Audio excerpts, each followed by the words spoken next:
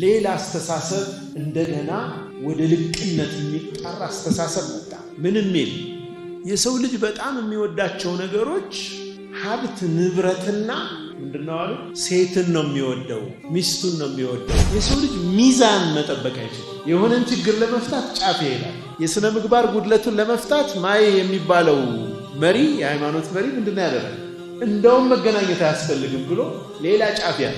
የታሪክ ጸሐፊዎች ሁሉ የሚስማሙት ህንዶች ሃይማኖታዊም ይሁን ባህላዊም ይሁን ስነ ምግባራዊም ይሁን ደረጃቸው የመጨረሻ የወረደበት ዘመን ሴትን ልጅ እርቃኗን እስከ ማምለክ ደርሰው ነበር። ወንድ ልጅ እርቃኑን እስከ ማምለክ።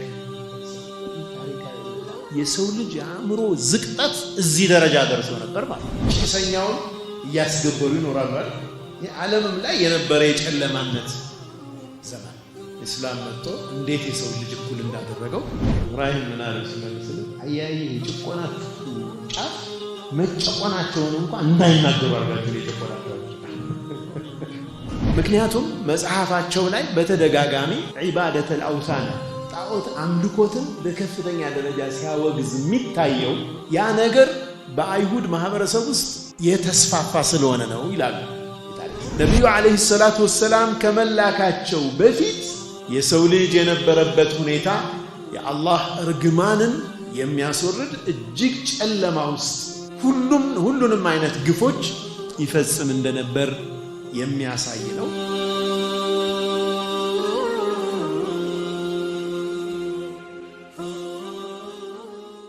ቢስሚላሂ ረህማኒ ረሂም አልሐምዱሊላሂ ረቢል ዓለሚን والصلاة والسلام على أشرف الأنبياء والمرسلين وإمام المتقين محمد بن عبد الله عليه أفضل الصلاة وأزكى التسليم. إن شاء الله بدي يتمرت بيسامنتو يقرأ مسجد لا يمكاهد النبي صلى الله عليه وسلم سيرة تاريخ تمرتنا عشاء سنسالنا 47 مرحبا ባለፈው ሳምንት ምን ቀጠሮ ይዘን የተለያየ ያስታውሰኛል። ስለምን እንነጋገራለን ተባባል? ስለምንድን ነበር ያወራነው? የነብዩን ሰለላሁ ዐለይሂ ወሰለም ታሪክ ልዩ የሚያደርገው ነገር ምን እንደሆነ ከሌሎች ትልልቅ ሰዎች ታሪክ አንፃር አይተናል። ሌላ ማን ነበር እጁን ያወጣ?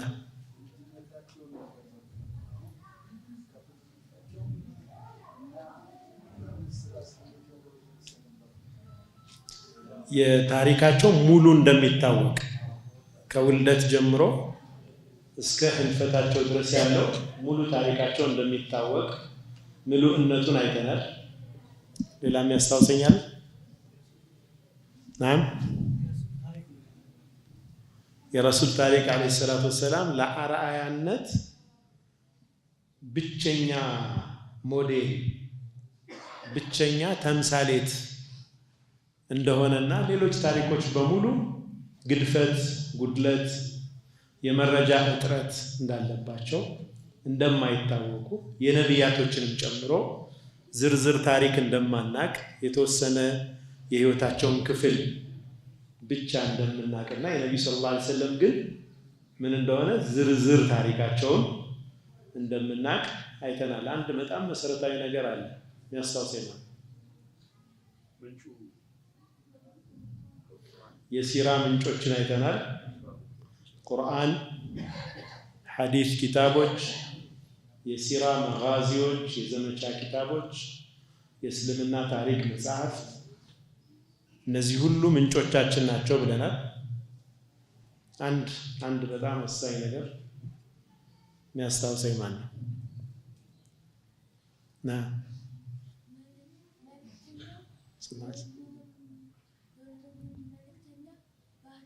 አላሁ አክበር። ነቢዩ ሰለላሁ ዐለይሂ ወሰለም የሁሉንም ነቢያቶች ባህሪዎች የተጠቀሱ መልካም ባህሪያትን የሰበሰቡ መሆናቸውን አይተናል አይደለ? ስለዚህ ነብዩ ሰለላሁ ዐለይሂ ወሰለም ለማንኛውም ሰው አርአያ መሆን እንደሚችሉ ማለት ነው። ሁሉንም ሚና ስለተጫወቱ ማለት ነው። አባት ሆነዋል፣ የጦር መሪ ሆነዋል፣ አያት ሆነዋል፣ ልጆቻችን እንዴት እንደምናሳድግ፣ ሚስቶቻችን ጋር እንዴት እንደምንኖር፣ መሪ ሆነን ስንኖር ሀገር ስንመራ ምን መሆን እንዳለብን፣ አንድ ነጋዴ ስንሆን ምን መሆን እንዳለብን ነጋዴ ሆነው አሳይተውናል። ሁሉንም አይነት ሮሎች ምሳሌ ናቸው ማለት ነው። ስለዚህ طيب ከዛ ምን ቀጠሮ ሰጠን? ዛሬ ምን እናያለን ተባባል። እሺ ሰላም ሰላም ሲራጅ ጎበዝ። ሌላ ጎበዝ የምናየው የነቢያችን ሰለላሁ ዐለይሂ ወሰለም ሲራ ነው አጠቃላይ እና ትምህርታችን። ለዛሬ ግን አንድ ቀጠሮ ይዘን ነበር።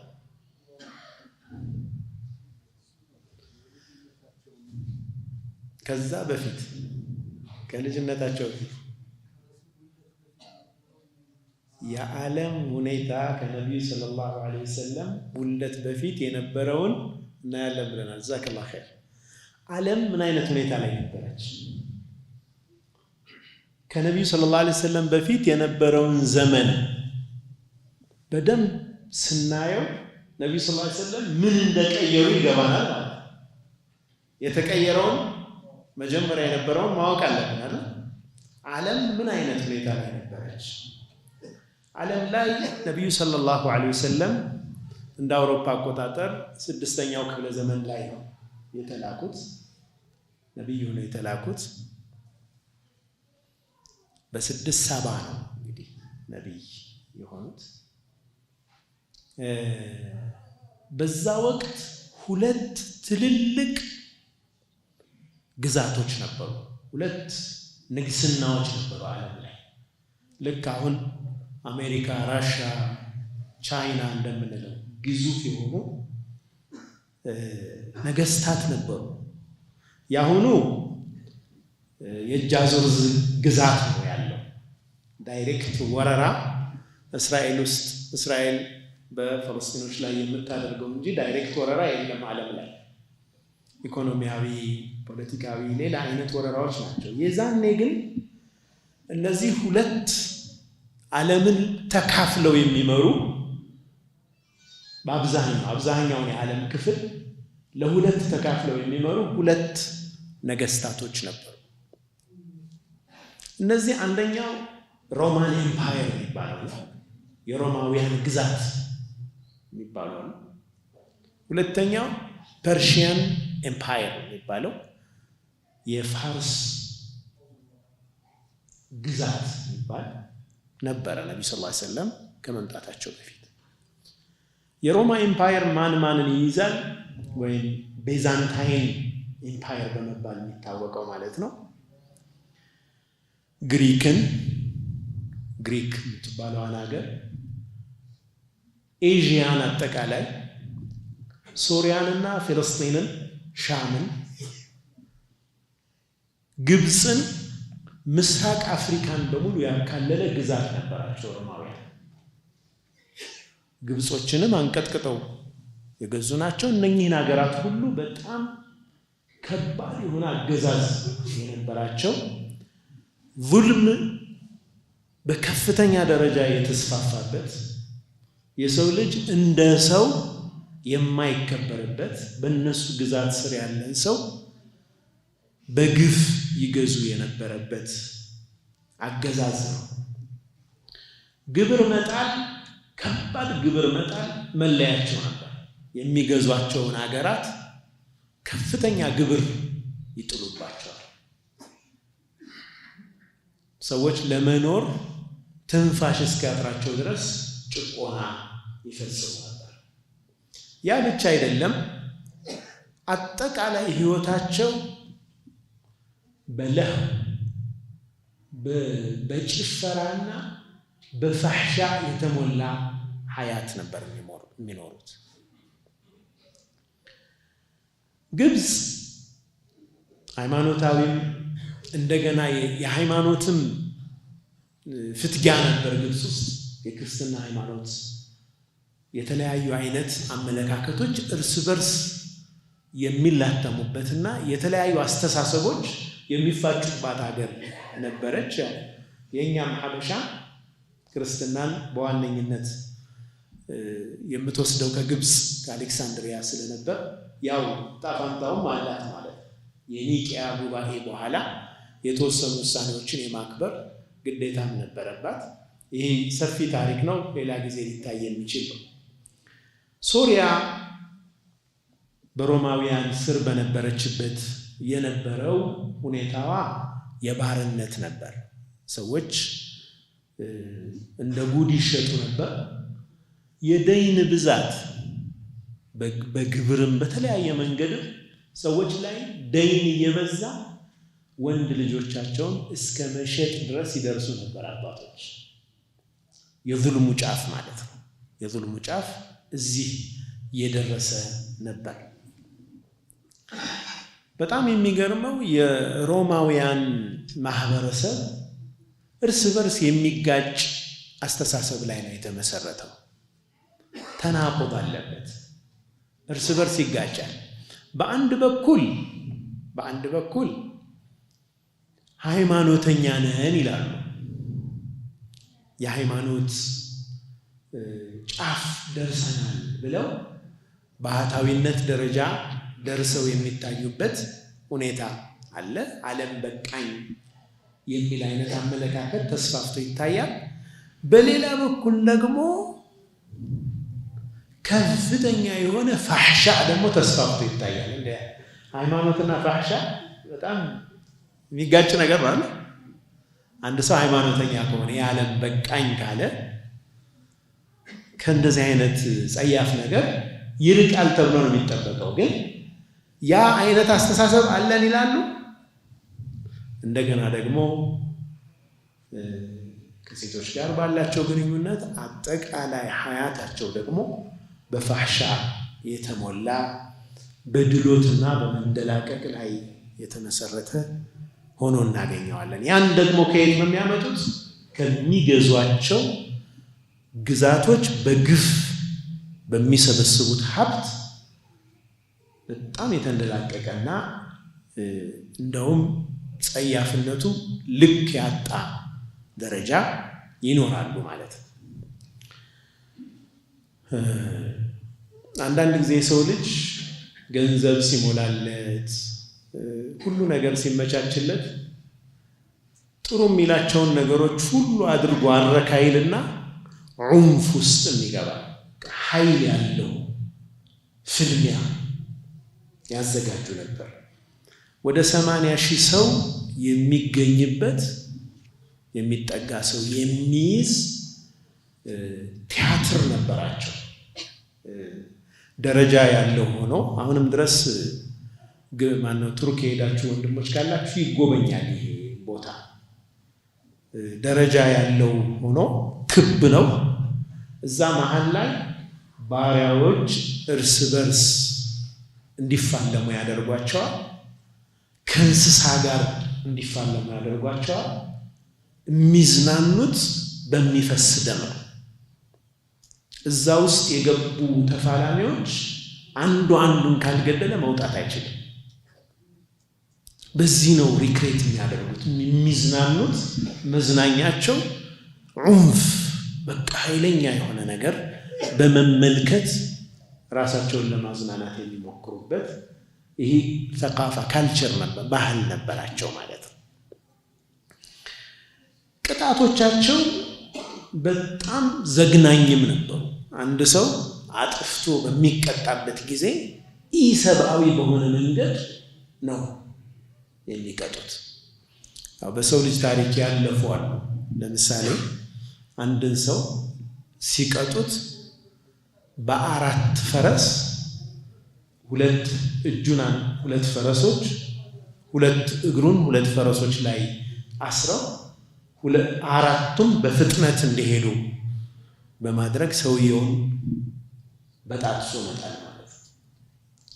በጣም ዘግናኝ የሆኑ አይነት ያቀጣጥ መንገዶችም ታይተዋል በሰው ልጅ ታሪክ። አሁን የሰው ልጅ ምን አይነት ጨለማ ውስጥ እንደነበር ከአላህ መንገድ በራቀባቸው ዘመናት እንዴት አይነት አውሬ ህይወት ይኖር እንደነበር በደንብ እንድንስለው ነው።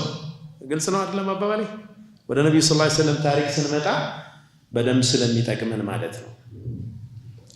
ፐርሺያን ኢምፓየር የሚባለው ወይም የኪስራ የፐርሺያ የፋርስ ኢምፓየሮች ገዢዎቻቸው ኪስራ በመባል ነው የሚታወቁት። የሮሞቹ ቀይሰር በመባል ነው የሚታወቁት። የሐበሻ መሪዎች ደግሞ ነጃሺ በመባል ይታወቃሉ። እንግዲህ የራሳቸው የንጉሶቹ መጠሪያ ነው ማለት ነው።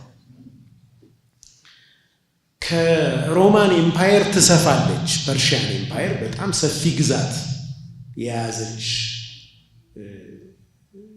ግዛት ነች። በጣም በርካታ አይነት ሃይማኖቶችን በውስጧ ይዛ የነበረች ነች። ለምሳሌ አልማኒ የሚባለው አመለካከት እምነት፣ ዘርዳሽያ የሚባል ሃይማኖት ነበራቸው። የተለያዩ አይነት ሃይማኖቶች በውስጣቸው ይዘዋል። ይህ ማኒ የሚባለው ሰውዬ ያመጣው እምነት ምንድነው? ሲያየው ማህበረሰቡ በከፍተኛ ደረጃ ኢንሂላል ውስጥ ሆነበት። ኢንሂላል ማለት የአኽላቅ ብልሽት ውስጥ ሆነ።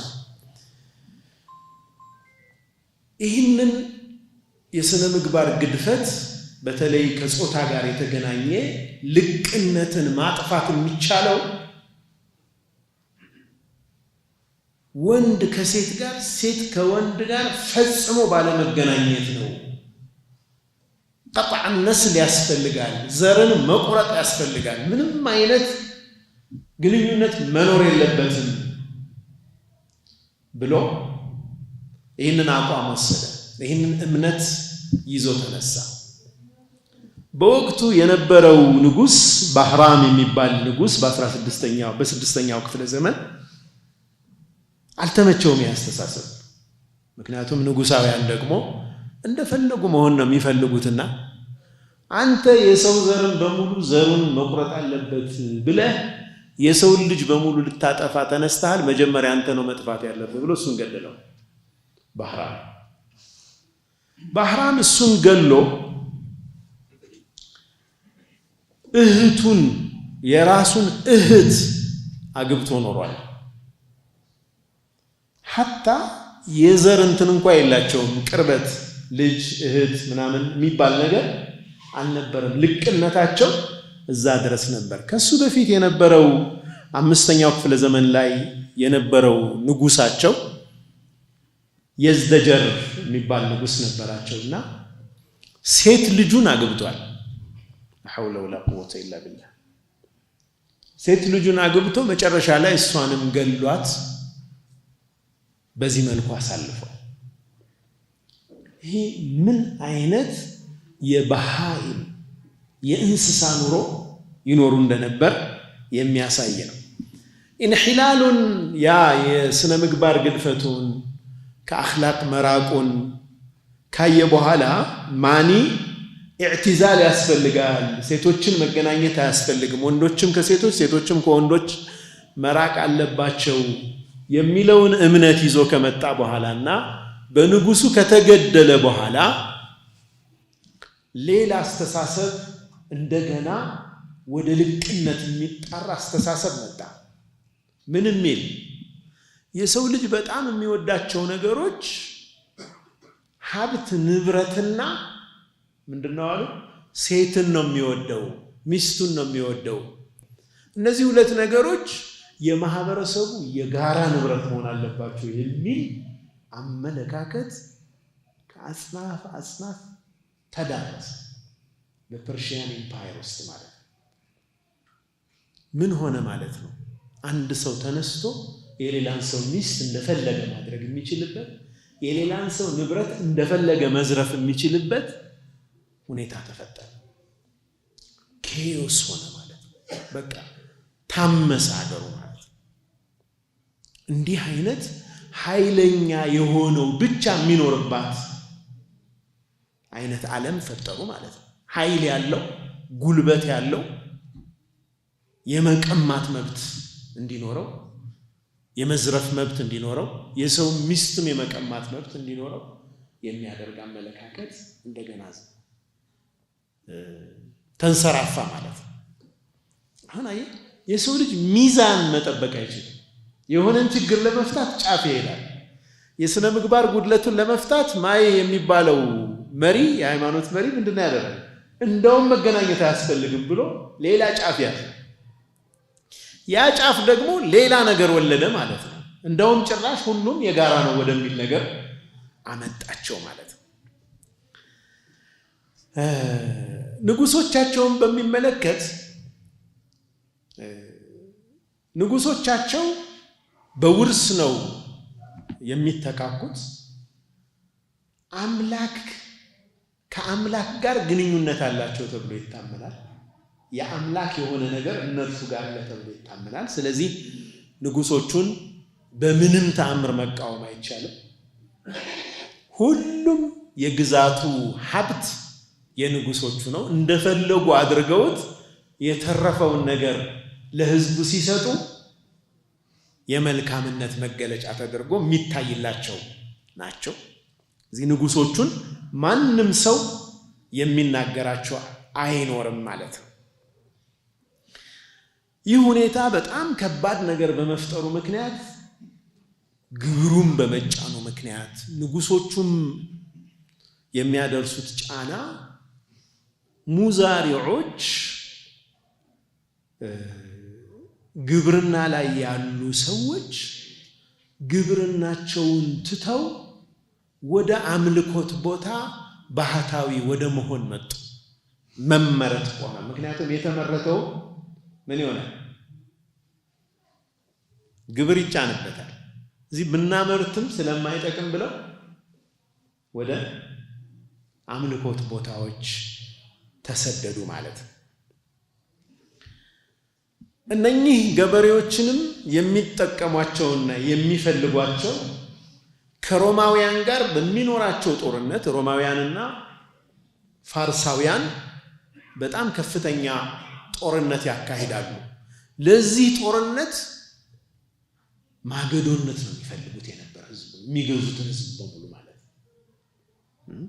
የእነርሱን ግዛት ለማስፋፋት የሚማገደው ገበሬው ነው ማለት ነው። የሚማገደው በግዛት ስር ያለው ማህበረሰብ ነው። በጣም ከፍተኛ ዙልም የተስፋፋበት ግዛት ነበር። طيب ከፐርሺያና ከሮማውያን እንውጣና ወደ ህንዶች ደግሞ እንሄድ። ህንዶችስ ስድስተኛው ክፍለ ዘመን ላይ ነብዩ ሰለላሁ ዐለይሂ ወሰለም ከመላካቸው በፊት ምን አይነት ሁኔታ ነው የነበሩ ስንል የታሪክ ጸሐፊዎች ሁሉ የሚስማሙት ህንዶች ሃይማኖታዊም ይሁን ባህላዊም ይሁን ስነ ምግባራዊም ይሁን ደረጃቸው የመጨረሻ የወረደበት ዘመን ያሳለፉበት ጊዜ ነው። ከሌላው ዓለም የባሰ ሁኔታ ውስጥ የነበሩት ደግሞ ህንዶች ናቸው። ምን ነበሩ እናያለን። ሶስት ነገር የተለየ ያደርጋቸዋል ህንዶች ዓለም ላይ ካሉት ማህበረሰቦች በጣም የወደቁባቸው ሶስት ነገሮች ናቸው። አንደኛው አልማዕቡዳት፣ አምላኮቻቸው ስፍር ቁጥር አልነበራቸው። የሚያመልኩት ነገር ብዛት ማለት ነው። ከ33 አምላክ ተነስተው ስድስተኛው ክፍለ ዘመን ላይ 330 ሚሊዮን አምላክ ነበራቸው። 330 ሚሊዮን ጣዖት ነበራቸው። ጥቃቅን እንስሳት ሁሉ ሳይቀሩ ነቁንጫም ሳይቀሩ ደርሷቸዋል ይባላል። እንግዲህ አምላክ ሲያዝ 330 ለመሙላት መቼም ያልተያዘ አምላክ የለም። አምላክ ተብሎ ያልተያዘ። ሁለተኛው ፋሕሻ በከፍተኛ ደረጃ ህንድ ውስጥ ተስፋፍቶ ነበር። እስከምን ደረጃ ደርሶ ነበር? የአምልኮት ቦታዎቻቸው ሁሉ ሳይቀር ይፈጸም ነበር። ጸያፍ ተግባር ይፈጸም ነበር። የአምልኮት ቦታዎቻቸው ውስጥ የተለዩ ኸልዋዎች ይዘጋጁ ነበር። የሃይማኖት መሪዎቻቸው የሚመጡትን ምእመናት ጸያፍ ተግባር የሚሰሩበት ኸልዋ ሁሉ ነበራቸው።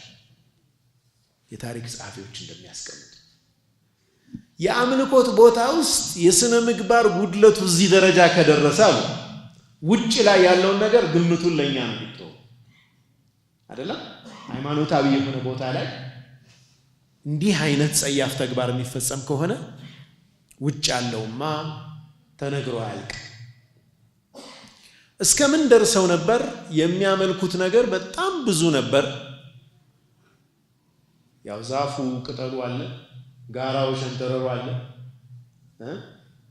የተፈጥሮ መገለጫዎች በሙሉ አሉ። እስከምን ደርሰው ነበር? የሰው ልጅ የመራቢያ አካልን እስከ ማምለክ ደርሰው ነበር። ነዑዝ ቢላህ። በጣም የሚያጅብ የፋሕሻ መጠናቸው እዛ ደረጃ ደርሰው ነበር። ሴት ልጅ እርቃኗን እስከ ማምለክ ደርሰው ነበር። ወንድ ልጅ እርቃኑን እስከ ማምለክ ደርሰው ነበር። ይህ ታሪካዊ እውነታ ነው። የሰው ልጅ አእምሮ ዝቅጠት እዚህ ደረጃ ደርሰው ነበር ማለት ነው። ይሄ ኢኽራጅ من الظلمات الى النور ከጨለማ ወደ ብርሃን ከጨለማዎች ነው የሚለው አላህ። ከጨለማዎች ሁሉ ወደ ብርሃን ነው እስልምና የሚያወጣው አይደል? የሰው ልጅ ነብዩ ሰለላሁ ዐለይሂ ወሰለም ያ ነው ዓላማቸው። እንደዚህ አይነት ጨለማዎች ውስጥ ነበር የሰው ልጅ ማለት ነው። ሶስተኛው መለያቸው ከሌላው ዓለም በጣም ጎልቶ የሚታየው የመደብ ልዩነታቸው። ማህበረሰቡ ክላስ አለው። 4 ደረጃ ነበረው ማህበረሰቡ፣ ከ4 ይከፈላል። የመጀመሪያው ደረጃ طبقة الكهنة ورجال الدين የሚባለው የሃይማኖት ሰዎችና ካህኖች የሚባሉት በእነሱ እምነት ማለት ነው። የሃይማኖት መሪዎች ደረጃ አለ። እነሱ ብራሃማ ይባላሉ። እነዚህ ሰዎች በእነሱ እምነት አምላክ ከአፉ ነው የፈጠራቸው ብለው ያምናሉ። እስልምናን በጣም እንድናደንቅ ነው እንግዲህ የሚያደርገናል። ጃሂልያን ድንቁርናን ያላወቀ ሰው እስልምናን አያውቅም ይላሉ አይደል? ሰይድና ዑመር ረዲየላሁ ዐንሁ ድንቁርናን ማህይምነትን ህይወት በደንብ ስንረዳ ኢስላም በደንብ እንትን ይለናል። አረ ሌሎቹ ከየት እየተፈጠሩ ነው እናያለን። ሁለተኛው የማህበረሰብ ክፍል ደግሞ ሰራዊትነት ስራው የሆነ የውትድርና ስራ ላይ ያለው ማህበረሰብ ነው። ጎሳዎች ናቸው። በቃ ይሄ ተመዳድበዋል በደረጃ በመደብ ማለት ነው። ይሄኛው አይነት ሺትራ ይባላሉ እነዚህ። ይህንን አምላክ ይላሉ ተዓላ አላሁ አማ የቁሉን፣ አላህ ከሚሉት ሁሉ ከፍ ያለ ጌታ ነው። ፈጣሪ ይላሉ ከጡንቻውን የፈጠራቸው አሉ እነዚህ ወታደሮቹ። ሶስተኛው ነጋዴዎችና ገበሬዎች ናቸው። ያ መደብ ደግሞ አለ። እነዚህን ከጭኑ ነው የፈጠራቸው ብለው ያምናሉ። የመጨረሻ ኸደማ አገልጋዮች ለባርነት የተፈጠሩ ሶስቱን መደቦች ሊያገለግሉ የተፈጠሩ ዊሽ የሚባሉ አሉ። እነዚህ መንቡዝ ናቸው። የተናቁ የተረገጡ የማህበረሰቡ ክፍሎች ናቸው። እነዚህ ክፍሎች ደግሞ ከአምላክ ከእግሩ ነው የተፈጠረ ብለው ያምናሉ። የተፈጠሩ ብለው ያምናሉ። ታው ያስቀራል ና አይነኪዎቹ ማለት ካስቲስ የተገለሉ ናቸው። ብርሃማዎችን መንካት አይችሉም። የሃይማኖት ሰዎች የሚባሉትን በእጃቸው መንካት አይችሉም። አንድ ብርሃማ አስፈላጊ ከሆነ ከሱ በታች ያሉትን ሶስቱንም መደቦች ቢገድል ወንጀል የለበት። ገባችኋል? አንድ ሲድራ ነው የሚባሉት በሌላ በኩል እነዚህኛዎቹ የተናቁት የተዋረዱት እጃቸውን ቢሰነዝሩ ወደ ብርሃማ ህጉ ምን ይላል? እጃቸው ይቆረጣል ይላል። የመደብ ልዩነቱ ይህን ያክል። ሁሉም የአላህ መክሉቆች ናቸው፣ ግን በአስተሳሰብ ደረጃ ማህበረሰቡን እንደዚህ በመደብ ከፍለው አንዱ አንዱን እየጨቆነ አንዱ አንዱን ባሪያ አድርጎ የሚኖርበት ማህበረሰብ። እኛም ጊዜ የኛም የንጉሳን ቤተሰብ የሚባሉትን ማን ይነካል? ማን ይናገራል? ጭሰኛውን እያስገበሩ ይኖራሉ አይደል? ይሄ ዓለምም ላይ የነበረ የጨለማነት ዘመን። እስላም መጥቶ እንዴት የሰው ልጅ እኩል እንዳደረገው ሁላችሁ የምታውቁት ነው። በኋላም በሰፊው የምናየው ነው። በጣም የገረመኝ ነገር ሲድራ የሚባሉት እነዚህ አራተኛው ደረጃ ላይ ያሉት የነሱን ቅዱስ መጽሐፍ መማር አይፈቀድላቸው። በጣም ያعجበኝ ነገር ይሄ መማር አይፈቀድላቸው። ንብረት መያዝ አይፈቀድላቸው። ንብረት ማፍራት አይፈቀድላቸው። ሰደቃ መስጠት አይቻልም ለነኚህ ሰዎች። ገንዘብ እንዲያገኙ አይፈቀድም።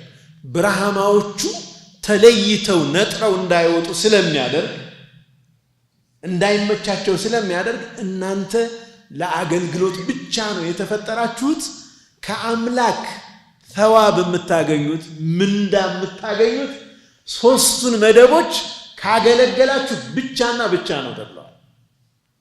በጣም የሚያሳዝነው እነዚሁ ሰዎች ይህንንም ያምኑበታል። አምነው ተቀብለው ነው የሚኖሩት። ካምፓስ ተማሪ ያለን አንድ ወንድም አሁን ዶክተር ሆኗል፣ ዶክተር ኢብራሂም ልሽዋ። ሁሌ እንስቃለን እያስታወስን አክሱም መስጂድ እንዳይሰራ ሙስሊሞች መስጂድ እንዳይኖራቸው እንዲህ ተጨቁነው ምናምን ብለን እናወራለን። እንደዛ ብሎ ሲናገር አንድ እዛ አካባቢ ተወላጅ የሆነ ሰው ምን አለው? እንዴ እነርሱ እኮ ይህንን አይሉም፣ መች ተጨቆን ብለው ያውቃሉ አለ።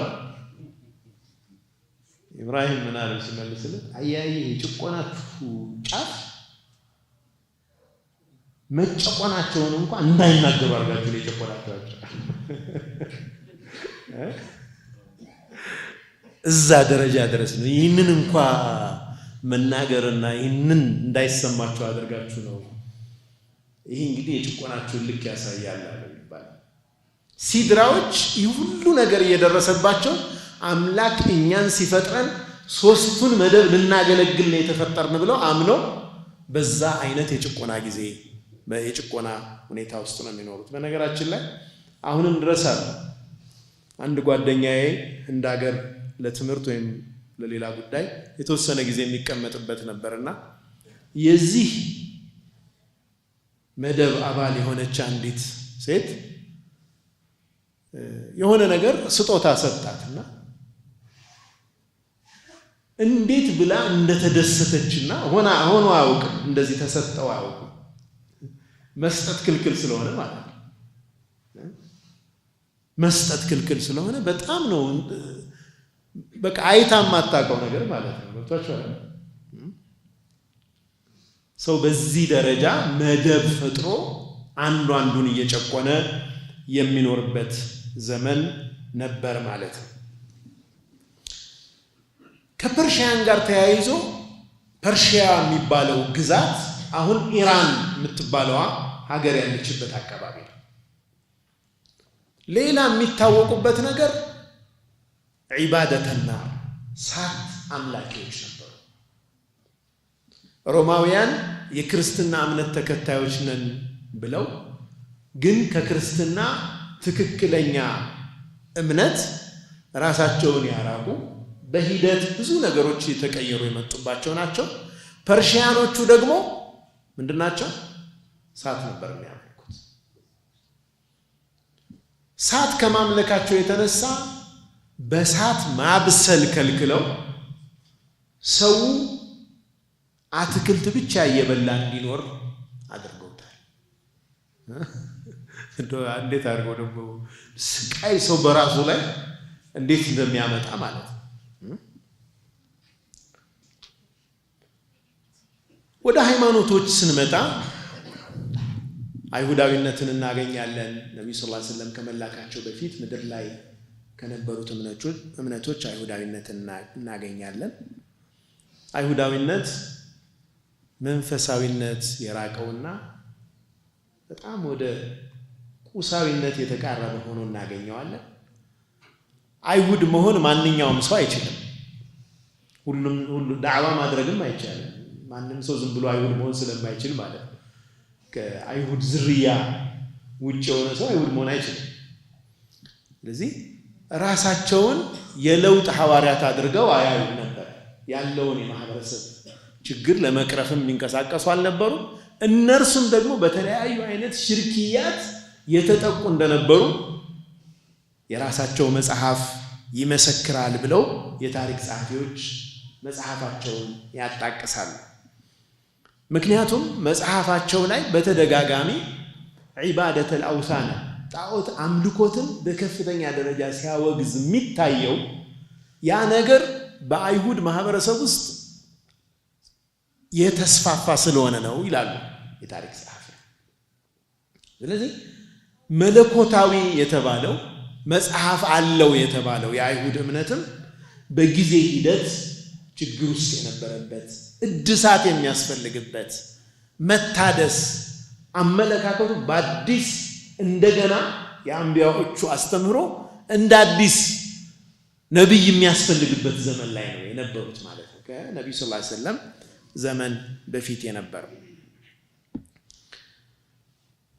ክርስትናንም ስናይ መሲሕያ ከዚሁ የተለየ አልነበረ። ብዙ አይነት ክርክሮች በመሃል ነበሩ። በ323 እንደ አውሮፓ አቆጣጠርም የኒቂያ ጉባኤ ተካሂዶ ነበር። በጣም በርካታ መጽሐፍ ቅዱሶች ቀርበው ከዛ አራቱ በድምፅ ብልጫ ተመርጠው ነው እነዚህ ነው የምንቀበል የተባለው ማለት ነው።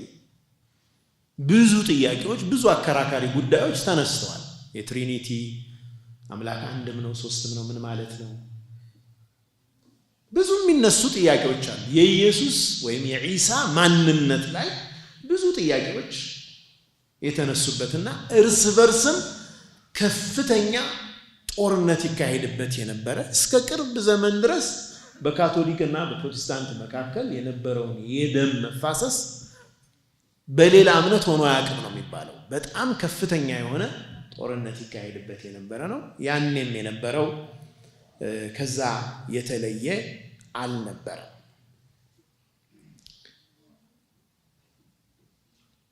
የመጁስን አይተናል።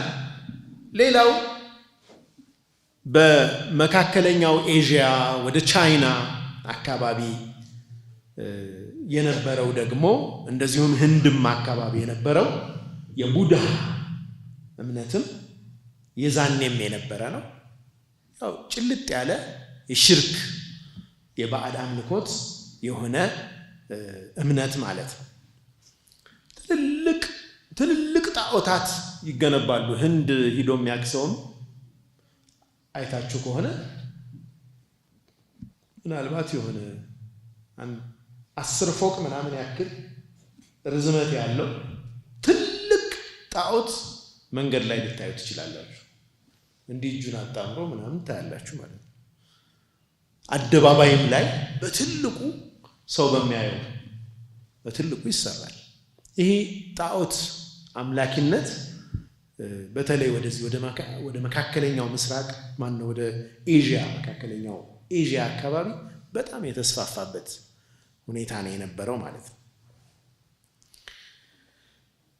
በርሃሚያ የሚባል ደግሞ የህንዶችም እምነት የጥንት እምነት ነበር። ይህም በጣም ብዙ አይነት አምላክ በመያዝ የሚታወቁ ናቸው። ቅድም እንደጠቀስኩላችሁ ወደ 330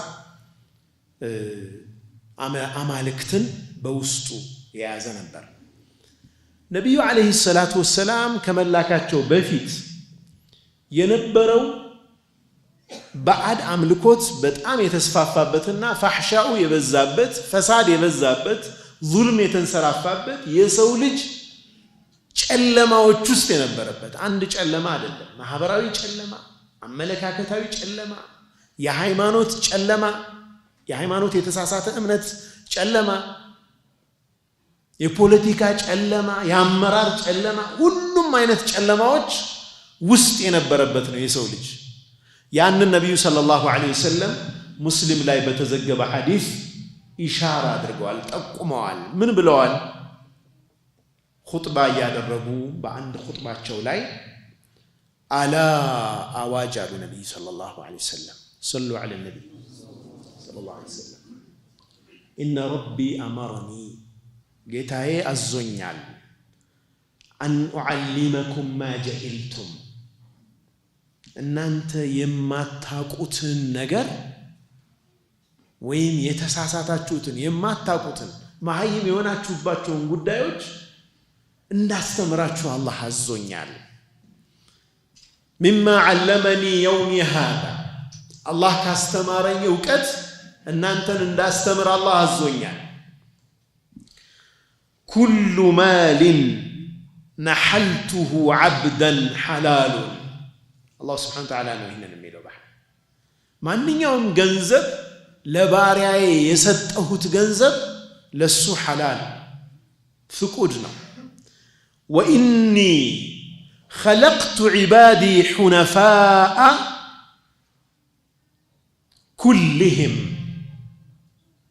ሁሉንም ባሮችን ከሽርክ የራቁ ሆነው እኔን ወደ ማምለክ ያዘነበሉ ሆነው ነው የፈጠርኳቸው በተፈጥሮ ማለት ነው كل مولود يولد على الفطرة ሁሉም ሰው ሲወለድ በተፈጥሮ ትክክለኛ እምነትን እስላምን ይዞ ነው የሚወለደው ህፃናት በሙሉ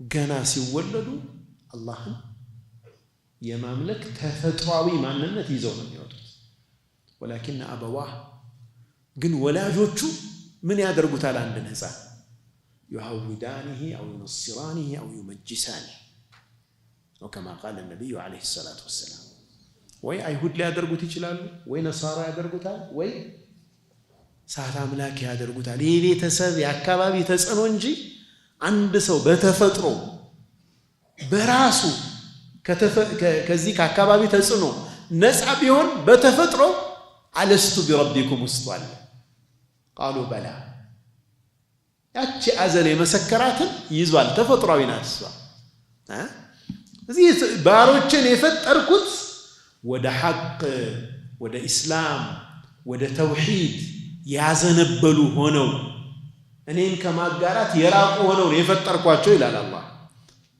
وإنهم أتتهم الشياطين فاجتالتهم عن دينهم በእነሱ ላይ ሸይጣኖች መጡና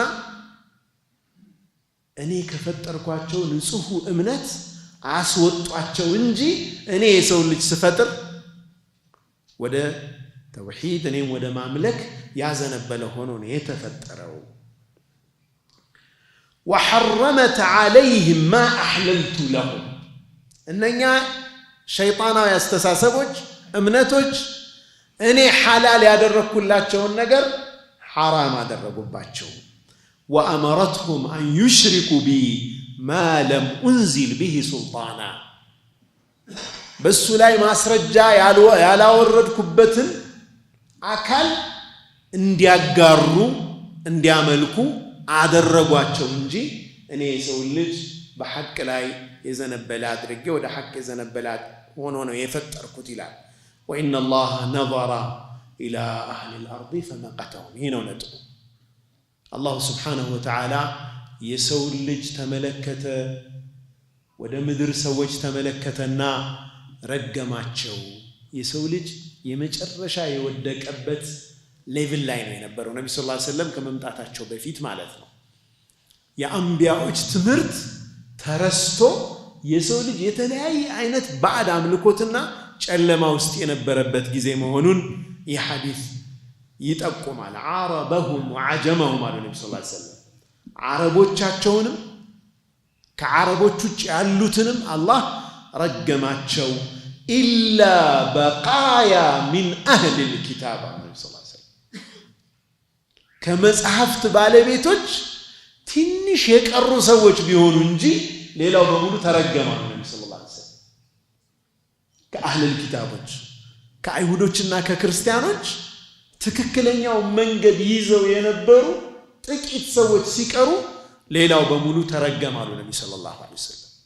ይህም ያሳየው ነብዩ ዐለይሂ ሰላቱ ወሰላም ከመላካቸው በፊት የሰው ልጅ የነበረበት ሁኔታ የአላህ እርግማንን የሚያስወርድ እጅግ ጨለማ ውስጥ ሁሉንም አይነት ግፎች ይፈጽም እንደነበር የሚያሳይ ነው። ምን ሆነ ከዛ በኋላ? ሰዓት ደርሷል አይደል? እናያለን ኢንሻአላህ። አሁን የዓረቦችን አላየን። በሚቀጥለው ሳምንት አሁን የሌላውን ዓለም አየናል። የፋርስ ኢምፓየርን አይተናል። የሮማን ኢምፓየር አይተናል። የህንድን አይተናል።